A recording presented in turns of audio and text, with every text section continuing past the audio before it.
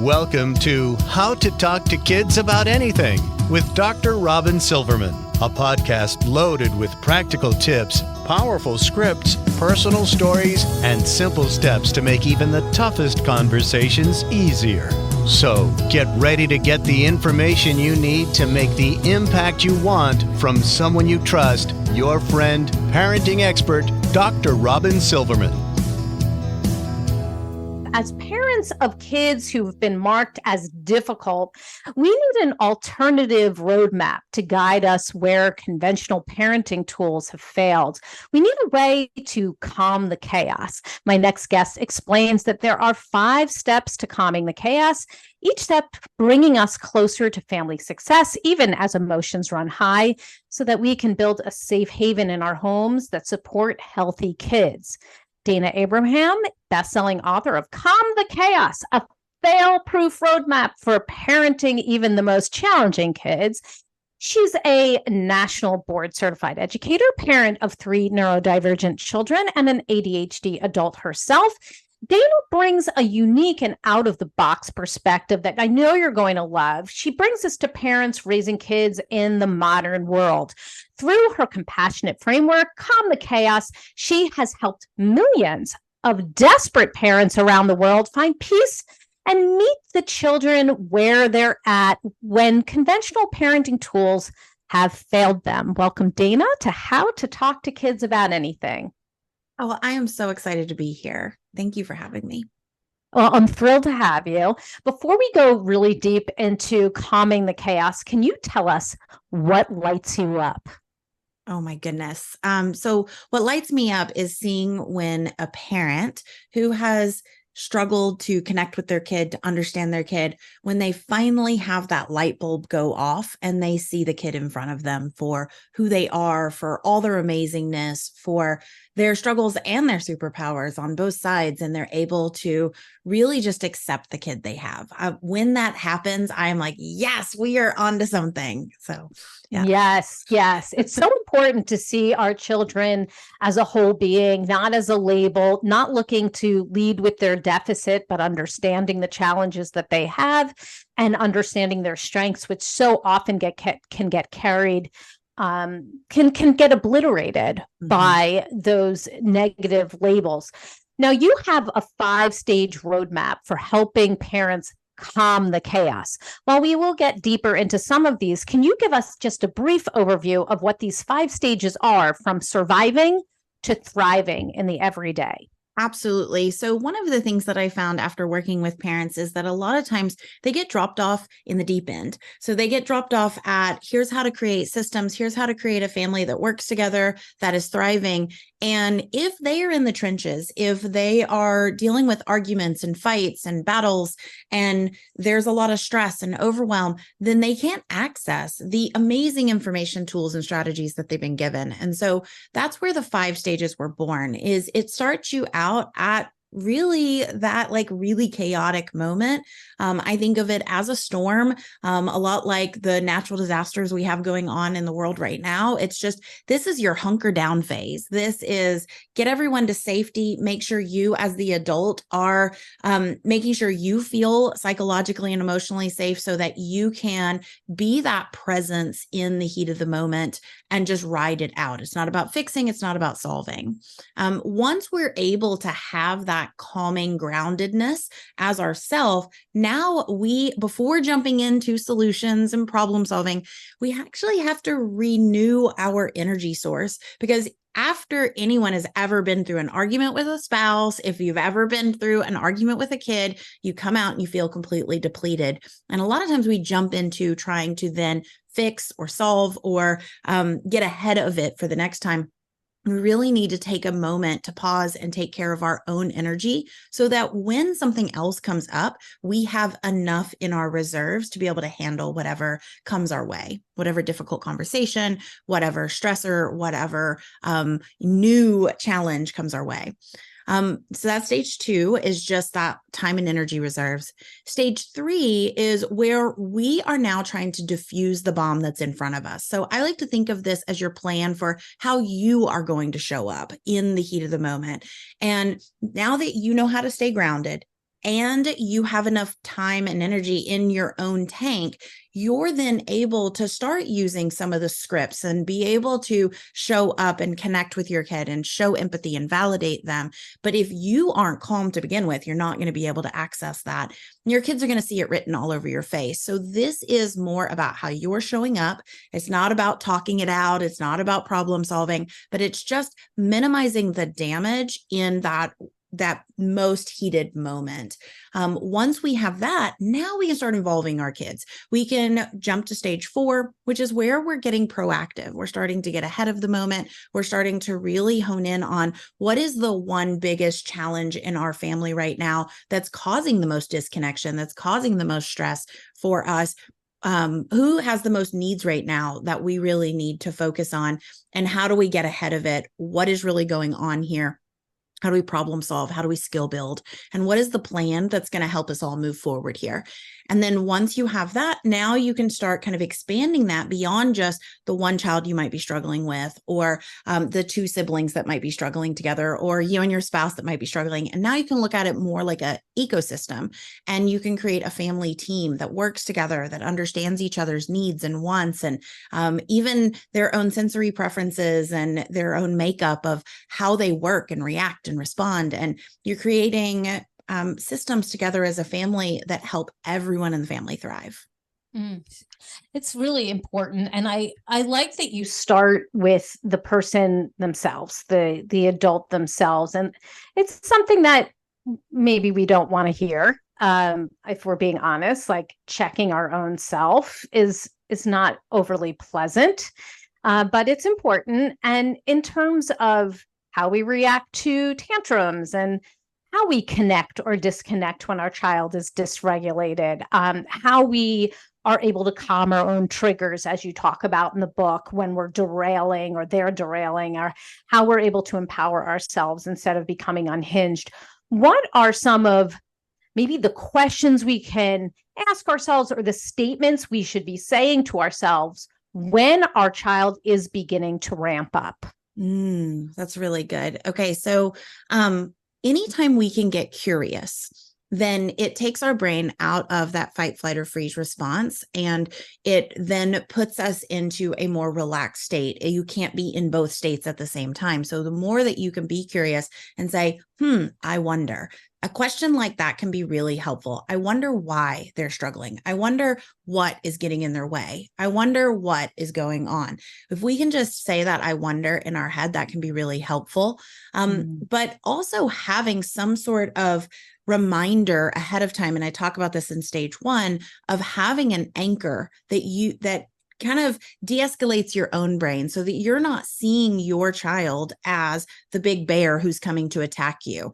And so you're able to swap your own language. So instead of saying, oh, here we go again, my kid never listens to me, you can swap that language to, whew, all right, they're struggling again, right? This is a moment. This is tough, but so am I. Coming up with something that really you believe in and something that actually does calm you is going to help you be able to show up for your kid in a very different way.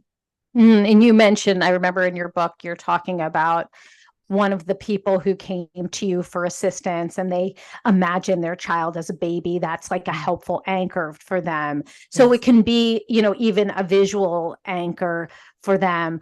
I like the questions you ask as well in my book, How to Talk to Kids About Anything. For those of you who know, it's out October 10th. Very exciting. When I talk about it, I talk about them as powerful questions, like those short, punchy questions that you can ask yourself. They don't have a lot of parts. So just, what's happening? How do I move forward? And I liked how you talked about in your book, like, what's one step, like one tiny step that you can take right now that can help you. We don't have to solve the entire thing. And it's not always and never, and it's going to be this huge blowout, but what's one small step that we can take? And that powerful question can also help to ground us. Is that correct? Absolutely. And, I was also one that was coming up right now. Instead of it being a question, it can be a statement. Mhm. And in the heat of the moment, one of the most powerful statements that a lot of the parents that I work with, and even myself, find is, now is not the time. Just those few words. And the reason for that is because a lot of times we have the pressures, we have the judgment of others. And so when our kids are quote unquote misbehaving, when they're starting to jump on the furniture, they're starting to run through the store, they're starting to talk back in front of other adults, we start having all of this, oh my gosh, was everyone else going to think? And if I allow them to do this, then what else am I allowing them to do? And I'm just letting them walk all over me. And when we let all those what ifs and all those fears take over, then we're going to react and respond in a very different way than if we're able to just ground ourselves and say, now is not the time. And what we mean by that is, now is not the time to fix or solve or reprimand, because they're not be able to access what we're trying to do with their logical brain. We're not able to access it if we're not calm. But that doesn't mean I'm letting them get away with it. It just means that after the fact, when we have both gotten to a regulated state, we can problem solve. We can dig under the surface. We can get under, where is this coming from? What led up to this? And we can create a new plan and a path forward. I talk about this on my podcast. There was Dr. Lynn Kenny who talks about that. It's like Anger Mountain, like you're, going up Anger Mountain. And once you're at the top of Anger Mountain, like that's probably not the time to be like, hey, dear, we don't do this. And like trying to enlist that logical brain. And I talked about that also in chapter 1 of my book, where you're like, we so often want to explain at that time. We want to somehow access our child's logical brain when their emotional brain has taken full agency. Like it's completely in charge of what's going on up there. So we can't be logical. We see people in the grocery store, and this is no dig because we've all been there, where we're in the grocery store and the kid is like screaming and crying and yelling about the cereal that he or she wants or whatever. And you're like, okay, honey, like we can't do that. If we're going to remain in the grocery store, we have to be calm, because that's not going to work at that point. Right. So I find that to be really important for us to take in, that we're all in that same boat. We've all been there and we all understand how that feels. And there is no, I'm going to do this now. And there is no perfect parent who can do that, because a brain is a brain, right? Yes. And so giving yourself permission, if you do blow up, I always like to tell my parents, I say, just, kiss your brain. Thank you, brain. And for reminding me I'm human, because we are human. We are going to get dysregulated ourselves. We are going to have something from our past, a belief, a thought, a way we were treated. It's going to get kind of poked, so to say, by our kids and what they're doing. And so if we grew up feeling like we were unheard, unseen, that people didn't take what we said seriously, and then we say something to our kids and it seems as though they are ignoring us, then we're going to somehow completely unconsciously, well, I guess I'm not important. I guess they don't care about me. I guess they don't think that I'm, that my words matter. And so when that starts to surface, we're not going to be able to address our kids for what's happening right now. Instead, we will probably be catastrophizing it, and we'll be saying, oh my gosh, they never listen to me, or, they're just going to end up on the street someday. We like to kind of jump 15 years down the road when we're thinking about kids. So, just that grounding piece is so, so important in the moment. And then having, and you do such a great job of this how to talk to kids about anything, is having scripts or having that one go-to. In my book, I call it the 1-1-1. So having one thing to say, one thing to do, and one thing to provide in the heat of the moment, that's going to be how you show up. And it doesn't mean you stick to this forever. This is going to be my go-to. So right now, people listening to this can imagine the last fight they had with their kid, or the last argument, or the last tiff, whatever. And so if you put yourself back in that place and you go, okay, what if that was to happen again? Because if it happened once, it's probably going to happen again. And so put ourselves back in that place. What is one short phrase I can say? What is one thing that I can do? And a lot of times it's just, I can move closer. I can get lower. I can calm my own body. And then what is the thing that I can provide? Sometimes that's our presence. Sometimes that's a break for ourselves or our kid. And sometimes that is a nice big old snuggle and a hug. It doesn't have to be this fancy tool or, a calm down chart or anything like that. But having that already in our head, now we have an action plan, and our brain does not have to try to search for all this information from everything we've learned. We've got that one phrase, that one thing that we're ready to put into action.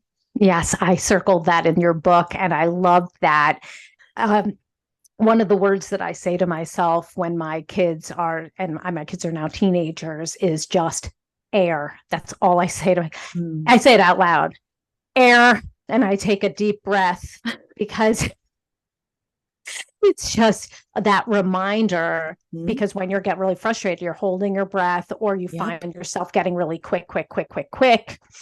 And I just say air, and I breathe in and out.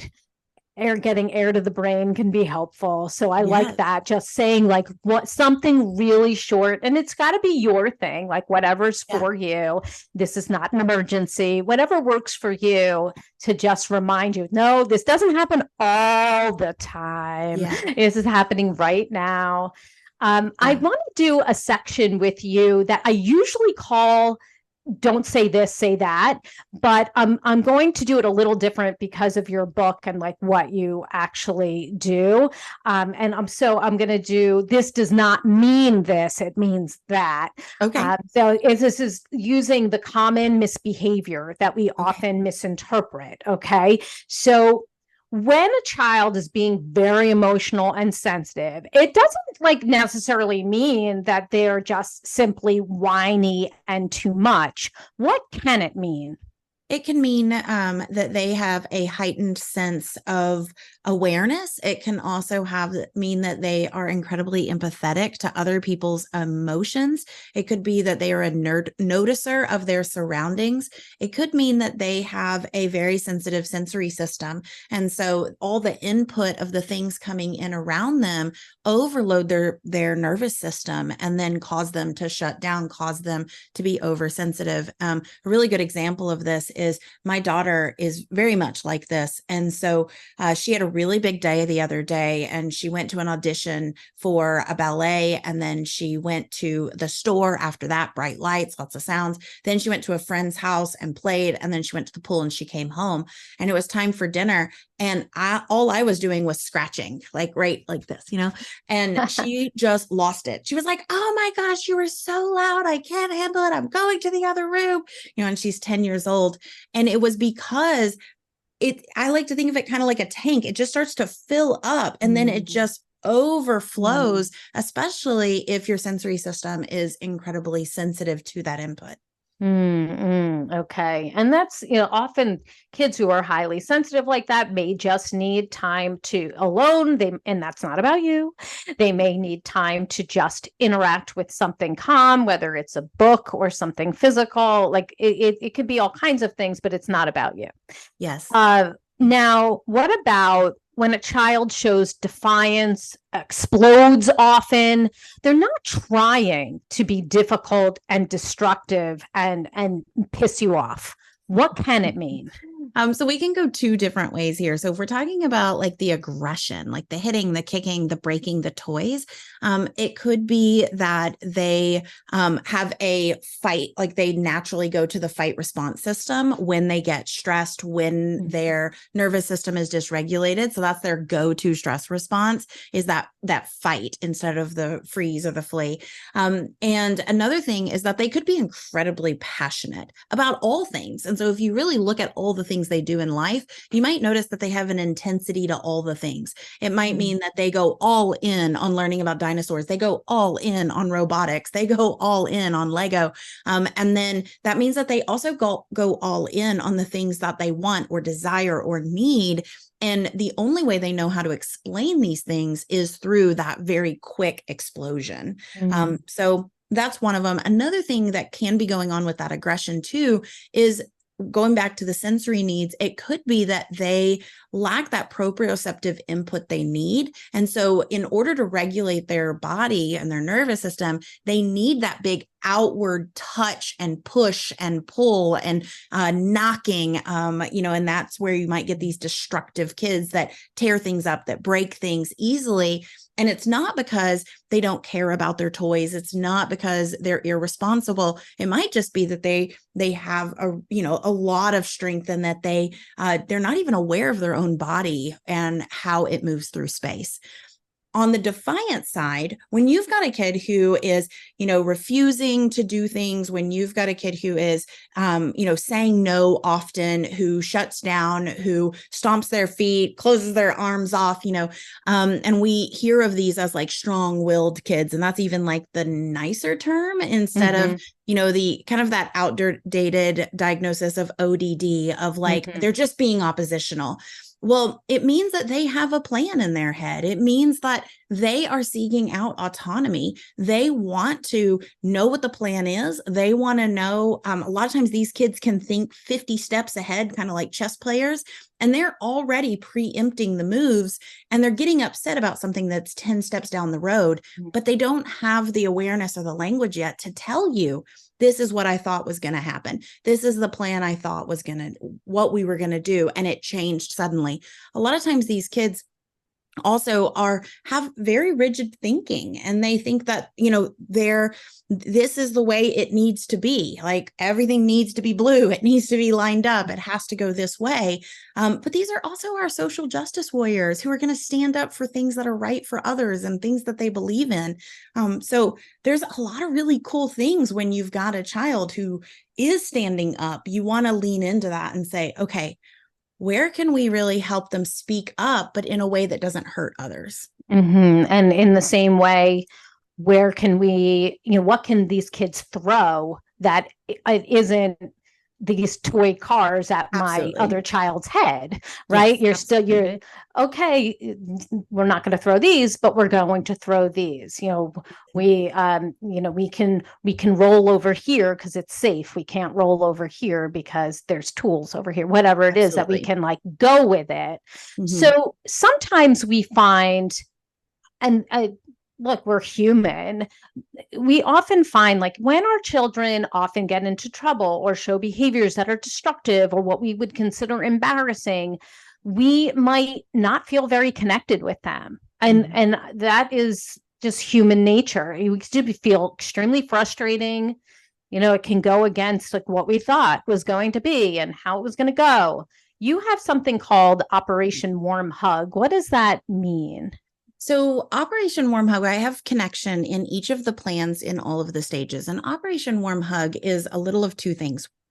It's mentioned in the time and energy plan because if we are not feeling connected to other humans, meaning other adults, then it's going to be hard for us to also then feel connected with our kids. And so this can be little tiny, like I'm going to send a message to someone, I'm going to send a voice message, or I'm going to send a little gift to someone, and I'm just going to stay connected to the outside world instead of just being with my kids and with my spouse and at work, and that's it. So that's the first piece, is connecting ourselves. But one of the things that can be really powerful is creating these small, tiny moments with our kids. And this isn't necessarily, I'm going to sit down and play with you, I'm going to take you on trips, or we're going to go out and have ice cream. This is more about the signals we send from our body. So if we're scowling, if we're raising our shoulder, if we can kind of do a body scan of what are the signals we're sending, that can actually send signals of connection to our kid. And then in these in-between moments of, it's time to go to school or this, it's how we show up for our kids. It's putting our phone down and kind of looking up. It's, walking by and patting them on their back or rubbing their shoulder. It's walking into an example that I use a lot is teenagers. It's so easy to walk into a teenager's room, open the door and go, oh my gosh, how many times have I told you not to eat in your room? Like it's the so first you've thing been that there? comes out of our mouth. You're at my house. I right? mean, I've got a 13-year-old and a 14-year-old. Yeah, I have a 16 and an 18-year-old, right? Where are all the forks? Where have all the forks gone? We have lost every single spoon. Where's the fork? Why did during the summer when they were away, we'd get so many more glasses. Like, I don't understand what's happening. So it's so easy. Like, even myself, who like, this is what I preach, this is what I live. And my teenager comes downstairs and I'm like, good morning, sweetheart, and he like gets his meds and he starts going. And then I'm like, oh, no, now remember, I need you to clean your room. And don't forget, I need this. And don't forget, I need that. And that like running motor of talk can be really grinding for our kids if that's all they hear. So a lot of times for my teenager, I'll actually, a couple of things I do to build this connection with my teenagers is I'll text them and I'll say, oh, I'm thinking about you, or how's your day going? Yeah. But I might just say, hey, I am running to the store. You want to run with me? And I know they're going to say no. Right. I know they're going to say no. They don't want to go with mom to the store, but I'm inviting them. And because I'm inviting them so many times, they know I'm thinking about them. They know that I care about them. I also very purposely will walk into the room a couple of times a day. I always knock and then I wait for them to go, yes. And then I open the door. And then when I open the door, I'm just like, hey, just checking on you. How are things going? Oh, are you on the phone? No. Okay. What are you playing? Okay, great. And then I leave the room. Even if I know I need them to clean their room, I'll come back later after I've already had those interactions that are non-demanding, not an ask, not a bug, not a nitpick. And it's more of just an interaction. You're a human. I'm a human. I want you to know I see you and love you and accept you for who you are. So at the end, when you've prepared yourself, you've reached out, to friends, you're filling your tank, you're running the plan, and you've got one thing to say and do, and you're doing these things. What is the end of the plan? Like, what is there? Is it a follow-up? What's step 4 and 5 in relation to the kid who's been banging things against the wall, or the 2 kids who are constantly fighting in your house? What's the end?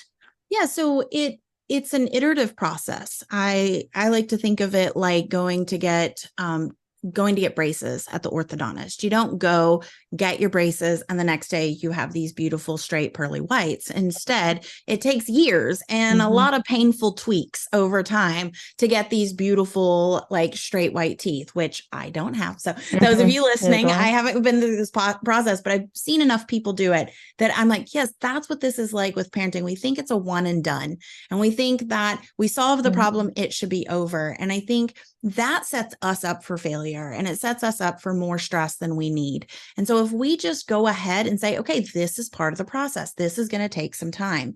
And so we pick that one biggest struggle that we're having. Maybe it's the siblings fighting. And so we are creating our own connection in the moment when they're fighting, our own plan. We have our 1-1-1. They're going to their breaks. They're doing that thing. Well, now we need to start building their connection out of the moment. We need to start kind of manufacturing some times where they can have those like little small moments of interactions that are non-combative, that are non-challenging, helping them notice, hey, your brother doesn't always break your toys, that sort of thing. And then starting to create plans together. So you come together, we call them huddles, but it's really just how you talk and problem solve as a family. And so you bring the 2 kids together. I notice that you've been having a hard time playing together. I notice it happens after you've been at school all day and you're both really tired. And I'm wondering if we can come up with a better plan. So now they're giving their ideas, and there's no bad ideas when you're first trying. So one kid might say, well, I've got a great idea. He could never touch my toys. And you're like, well, that is one option. And then, the other kid gives an idea and says, well, I've got an idea. If he touches my toys, I throw it at him. Well, that is also an option, right? But I'm curious if we can find some options that don't involve hurting the other person. Okay, all right, right? And so you go back and forth, and this might take some time. And then you make this plan visual so that they know, when my brother touches my toys, then this is what I can say. When my brother says this, I can say this. And you're helping them come up with their 1-1-1, with their plan. And then afterwards, you're having these debriefs of, all right, what went well? what didn't? I saw we got to practice our plan. Okay. And I saw you guys remained calm for a little while. You started talking it out and then it blew up. Like, where did it go off kilter? What do we need to tweak in our plan? And you're doing that until you create this system together as a family that just works. Oh, it's so well done. Thank you for all of that.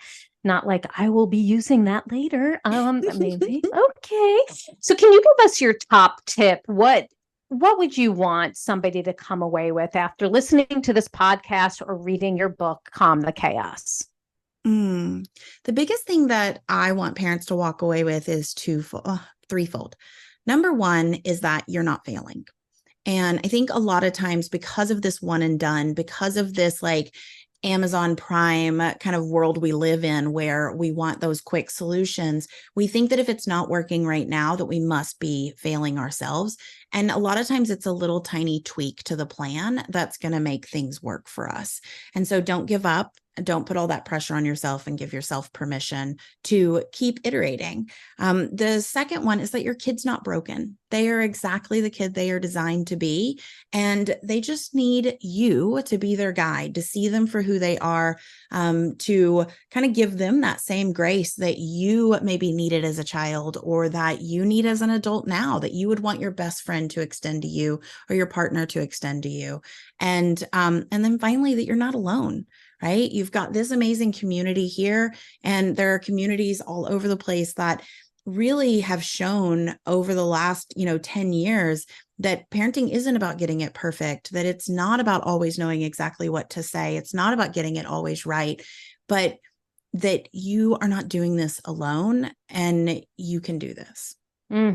Yes. Let's take that all in, everybody. And give us the resource of the week. Where can we go to get more information about you, your book, and the work you're doing? Wonderful. So you can go to calmthechaosbook.com and find out all the places that the book is sold. And we've got some great bonuses for you when you go there. And then you can also find me at my podcast and all social channels at Calm the Chaos Parenting.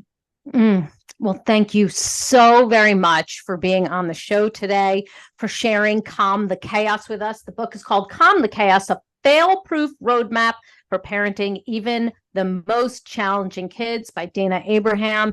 And it was wonderful to hear about it from you, directly from you, some of these wonderful tools that you have, the just one little step that you can take, the 111 and the anchors. There's so many little things that we can do in the moment, before the moment, and after the moment that can help us to ground ourselves, to help our kids, and to live a more calm life. So I appreciate you so very much. Oh, I appreciate you too. Thank you so much for having me. Well, I've got my takeaways, and sweet friends, I know you have yours. Let's discuss them. You can come up on Facebook. You can go to the Dr. Robyn Silverman page. We can chat about it at Twitter, which is now X, and Instagram under Dr. Robyn. I'm going to be going back and forth with Dayna Abraham and creating memes of some of the great things she said. We go back and forth. You could take those memes. You could send it to your friend. You can send it to your spouse. You can send it to your mother-in-law and say, this is what I was trying to say. Okay, you just have Dayna say it for you, and it comes off much better. And if you love this podcast like I did, I hope you'll go up to iTunes and rate and review it. I cannot tell you how much those 5-star reviews mean to us, because it puts it front and center. People will learn more about Dayna Abraham, learn more about Calm the Chaos, and learn more about the podcast. And I hope you will go out and order my book, which is How to Talk to Kids About Anything. Thank you. I would love it if you did that. And once you do, and if you give me some 5-star reviews for it, in the meantime, Dayna Abraham needs some 5-star reviews. That's all the time we have for today, my fellow parents, leaders, and educators. Thank you so much for tuning in to How to Talk to Kids About Anything. For more information on books, articles, speaking engagements, or curriculum, please visit drrobynsilverman.com. There's so many podcasts up there, and the show notes to this podcast will be up there as well. I look forward to weathering the storms and enjoying the sunny side of life together. And please remember, even on the days when you fall short, you've got this. You're here. You're getting the information you need. I know it's not easy, but never forget there's always tomorrow. Often we have a do-over. So if you heard something today and you thought, you should have done this yesterday, that's okay. You can do it today. You can do it going forward. parenting is often that ultimate do-over. And I see you, and I'm right there with you. I've done it myself. And as there are moments when we doubt our know-how, our choices, and our sweet sanity, please know you are 10 times the parent you think you are. Until next time, this is Dr. Robyn Silverman with How to Talk to Kids About Anything. Please tune in again and keep connecting through conversation. See you next week. You've been listening to How to Talk to Kids About Anything with Dr. Robyn Silverman. For more information on books, articles, speaking engagements, or curriculum, please visit drrobynsilverman.com.